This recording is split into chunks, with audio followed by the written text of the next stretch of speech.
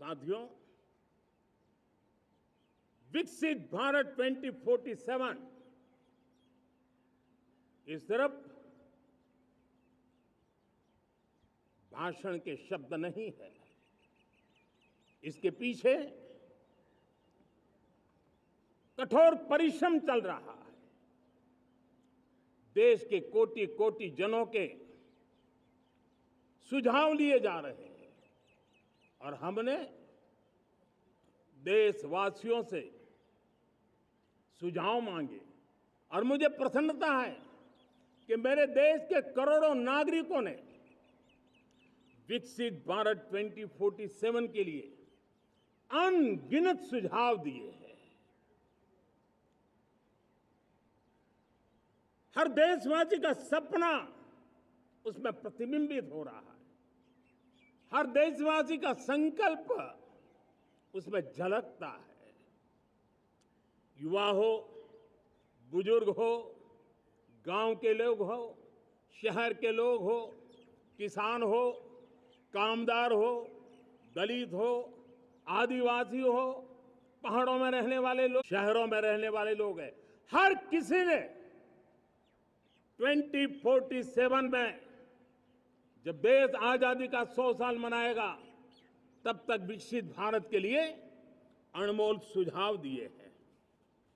और मैं जब इन सुझावों को देखता था मेरा मन प्रसन्न हो रहा था। उन्होंने क्या लिखा?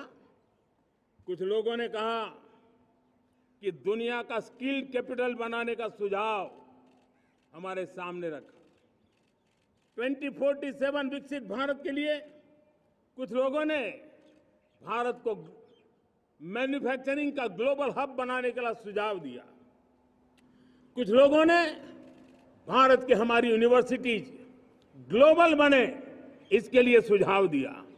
कुछ लोगों ने यह भी कहा कि क्या आजादी के इतने सालों के बाद हमारा मीडिया ग्लोबल नहीं होना चाहिए।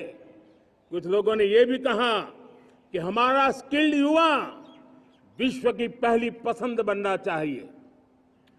कुछ लोगों ने सुझाव दिया भारत को जल्द से जल्द जीवन के हर क्षेत्र में आत्मनिर्भर बनना चाहिए।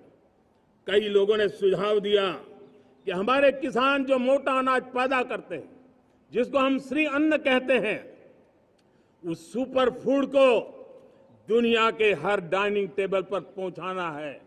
हमें विश्व के पोषण को भी बल देना है और भारत के छोटे किसानों को भी मजबूती देनी है।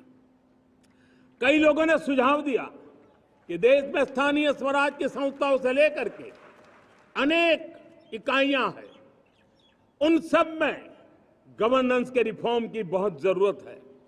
कई लोगों ने लिखा कि न्याय के अंदर जो विलंब हो रहा है उसके प्रति चिंता जाहिर की और ये भी कहा कि हमारे देश में न्याय व्यवस्था में रिफॉर्म की बहुत बड़ी जरूरत है।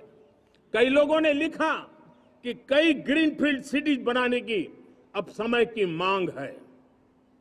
किसी ने बढ़ती हुई प्राकृतिक आपदाओं के बीच शासन प्रशासन में कैपेसिटी बिल्डिंग के लिए एक अभियान चलाने का सुझाव दिया। बहुत सारे लोगों ने यह सपना भी देखा है कि अंतरिक्ष में भारत का स्पेस स्टेशन जल्द से जल्द बनना चाहिए।